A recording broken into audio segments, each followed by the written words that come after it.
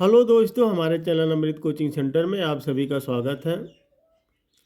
और हर रोज़ की तरह आज भी एक नए लेसन के साथ आए हैं। और आज का हमारा लेसन है Kabir, class 7 lesson English, question और आंसर। यानी क्लास 7 लेसन 12 का जो कबीर लेसन है उसी का प्रश्न पूछे गए हैं, तो उसके उत्तर के बारे में जानकारी प्राप्त करेंगे बहुत ही आसान तरीके से, सरल हिंदी अनुवाद के साथ। तो वीडियो को अंत तक जरूर देखिएगा, पसंद आए तो लाइक कीजिएगा। और इस तरह की ढेर सारी वीडियो देखने के लिए हमारे चैनल को सब्सक्राइब कीजिए। हम इसी प्रकार की वीडियो आप लोगों के लिए बनाते रहते हैं और आपको पढ़ाते रहते हैं, ताकि आपको पढ़ने में कोई असुविधा नहीं हो। और आप लोगों का ढेर सारा कमेंट आता है तो मुझे बहुत अच्छा लगता है। तो इस प्रकार से आप लोग कमेंट लिखते रहिए, और आपको कोई भी असुविधा होती है तो हमें बताइए, हम उसका निवारण जरूर करेंगे। देखते हैं इस लेसन में क्या पूछा गया है। आंसर द फॉलोइंग क्वेश्चंस, निम्नलिखित प्रश्नों के उत्तर दीजिए। जो भी प्रश्न पूछे गए हैं सबका आपको उत्तर देना है। तो पहला क्वेश्चन पूछा गया है, what do Kabir song and poems tell us. यानी कबीर के गीत और कविताएं हमें क्या बताते हैं। जो कबीर जी ने ढेर सारी पंक्तियाँ लिखी हैं, तो उनके जो गीत हैं, कविताएं हैं, तो हमें क्या बताती है, क्या शिक्षा देती है। तो आंसर है, Kabir song and poems tells us that God is everywhere. यानी कबीर के गीत और कविताएं हमें बताती हैं कि ईश्वर हर जगह है। यानी कबीर जी के जो दोहे हैं, जो गीत हैं, सब में यही बताया गया है, यही बताता है कि भगवान जो है हर जगह है। क्वेश्चन नंबर बी पूछा गया है, why were the Hindus and the Muslim angry with Kabir.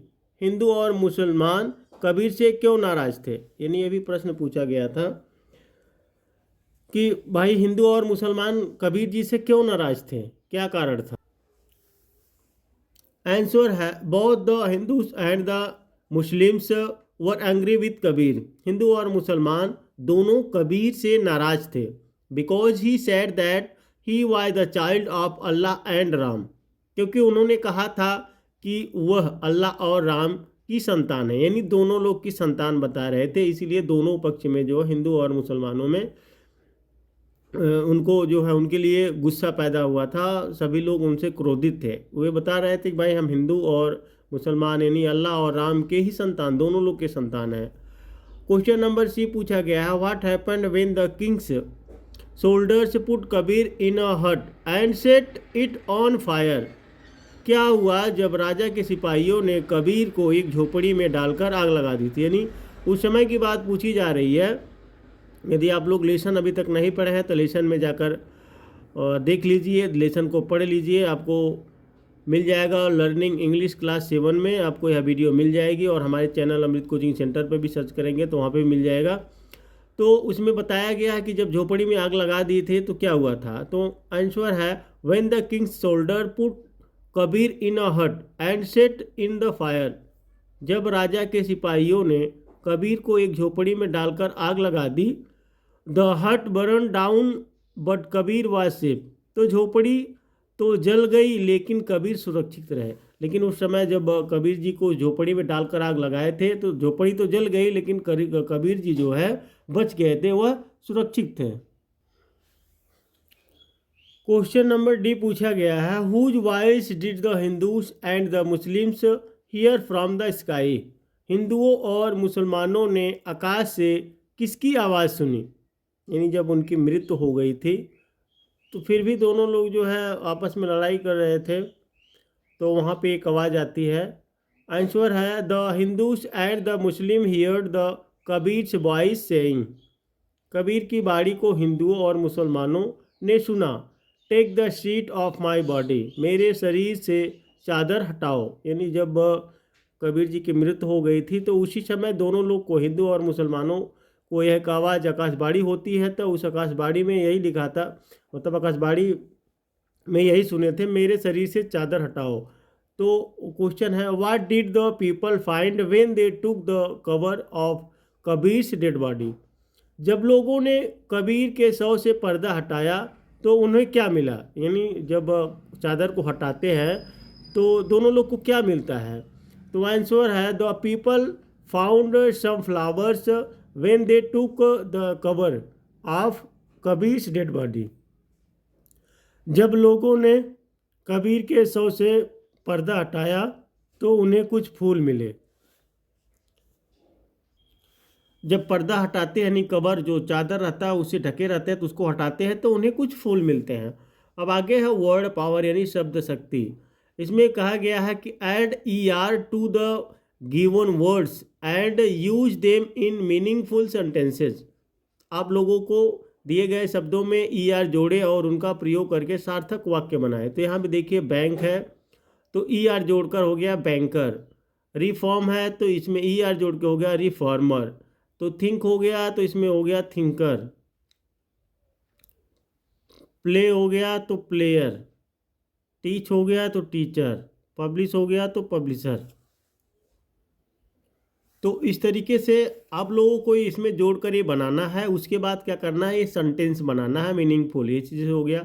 My elder brother is a profession banker. मेरे बड़े भाई एक पेशेवर बैंकर हैं। तो ये आपका वाक्य बन गया, ये मीनिंग मतलब हो गया, ये वर्ड बन गया और ये आपका वाक्य हो गया, सेंटेंसेज बन गया।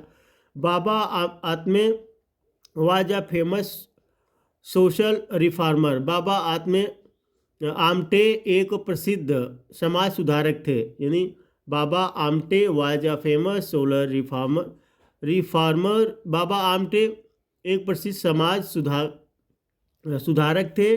स्वामी Vivekananda was a great thinker. Swami Vivekananda एक महान विचारक थे। The leading player of our team is injured. हमारी टीम का प्रमुख खिलाड़ी घायल हो गया है। तो इस तरीके से आप लोगों को एक सेंटेंस बनाना है। Bad time is a great teacher. बुरा समय एक महान शिक्षक है। यानी एक जो हमारा बुरा वक्त आता है तो उसमें हम लोगों को ढेर सारी सीख मिलती है और सभी के बारे में पता भी चल जाता है कौन जो है, क्योंकि जब हमारा अच्छा वक्त रहता है तो ढेर सारे मित्र रहते हैं, बहुत से लोग से रिलेशन रहता है। लेकिन जब बुरा वक्त आता है तो कितने लोग बचते हैं वह हमें एक शिक्षा मिलती है और ढेर सारी चीज़ों के बारे में हम लोग को जानकारी मिलती है। They are the publisher of law books. वे कानून की पुस्तकों के प्रशासक हैं। आगे है यहाँ लैंग्वेज प्रैक्टिस, भाषा का अभ्यास है। फ्रेजल वर्ब से fill in the blanks with the appropriate phrasal verbs given in the box. Box में दी गई उपयुक्त वाक्यांश क्रियाओं से रिक्त स्थान भरे। यहाँ पे देखिए burned down, set fire to, passed by, set free, ran away, ये सब को आपको खाली स्थान आपके जो बुक में दिया गया है उसमें से भरना है। तो हमने देखिए जहाँ जहाँ पे खाली स्थान था वहाँ वहाँ पे भर कर इसको कलर चेंज किया ताकि आप लोगों को समझने में कोई परेशानी ना हो। तो यहाँ पे the thief set fire to the building, चोर ने इमारत में आग लगा दी। The bird was set free from the cage, पंछी को पिंजरे से आज़ाद कर दिया गया। The crops was burn down totally, फसल पूरी तरह जलकर खाक हो गई। तो इस तरीके से आप लोगों को जो है फ्रेजल वर्ब का उपयोग करना है रिक्त स्थानों पे ताकि वह आपका वाक्य पूरे मतलब सही से वाक्य बन सके। तो ये होता है phrasal verb. The boy rain away when he saw a snake, सांप को देखकर लड़का भाग गया। A car slowly passed by the front of the house, एक कार धीरे धीरे घर के सामने से गुजरी। उसके बाद आगे आता है choose the correct preposition to fill in the blanks, रिक्त स्थान को भरने के लिए सही सर्ग का चयन करें। तो यहाँ पे देखिए बिटवीन का यूज हम करते हैं, यूज फॉर टू पीपल और थिंग्स, व्यक्तियों या वस्तुओं के लिए उपयोग। देखिए जो दो व्यक्तियों या दो वस्तुओं के लिए हम किसका उपयोग करते हैं, बिटवीन का। दो वस्तुएं या दो वस्तुओं के बीच में बिटवीन का उपयोग करते हैं। Among used for more than two people और थिंग्स, दो से अधिक लोगों या चीज़ों के लिए उपयोग किया जाता है। अमंग दो होता है वो उसका मतलब भी होता है बीच में, लेकिन यह दो से अधिक होता है, चाहे वह लोग हों चाहे कोई चीज़ हो, इसलिए अमंग का उपयोग होता है दो लोगों से अधिक के बीच में। बिसाइड का मतलब एट द साइड ऑफ, के किनारे पर, या बिसाइड्स इन एडिशन टू, इसके अलावा। देखिए जो बिसाइड होता है के किनारे भी होता है, के बगल में भी होता है, लेकिन बिसाइड्स जो होता है के अलावा, के अतिरिक्त। आंसर है, तो इसमें जो होता है उपयोग कीजिए distribute sweets between two brothers. अब यहाँ पे दो भाई, देखिए दो भाइयों के बीच मिठाइयाँ बांटे, तो यहाँ पे अमंग और बिटवीन दिया गया है। तो यहाँ पे अभी आप लोग इसके पहले समझे कि बिटवीन जो होता है दो लोगों के बीच के लिए उपयोग होता है, और अमंग जो होता है जो दो से अधिक के लिए। The principal distributed the prize among students. प्राचार्य ने विद्यार्थियों के बीच पुरस्कार वितरित किए। तो यहाँ पे देखिए, अब विद्यार्थियों के बीच में तो कई विद्यार्थी थे, तो यहाँ पे अमंग लगा हुआ है। Rakesh was sitting beside me. Rakesh मेरे पास बैठा था।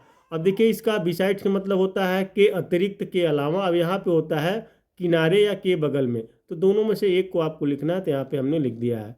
ही reads novels besides the text books.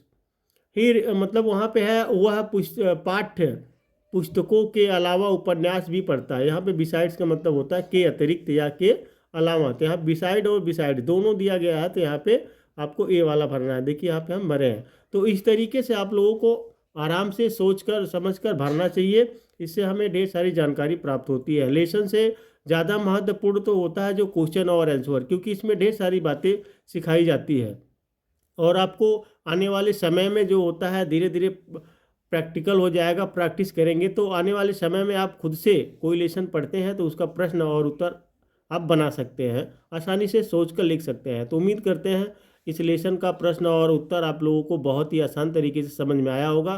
तो अपने दोस्तों तक शेयर जरूर कीजिएगा, और अभी तक हमारे चैनल पर नए हैं तो हमारे चैनल को सब्सक्राइब कीजिए। और कोई भी समस्या होती है तो उसको कमेंट बॉक्स में आप लिख कर भेज सकते हैं, और उसका सलूशन हम ज़रूर आप तक पहुंचाएंगे। तो इसी के साथ चलिए फिर मिलेंगे एक नए लेसन के साथ, नए टॉपिक के साथ, एक नई जानकारी के साथ। पढ़ते रहिए और आगे बढ़ते रहिए।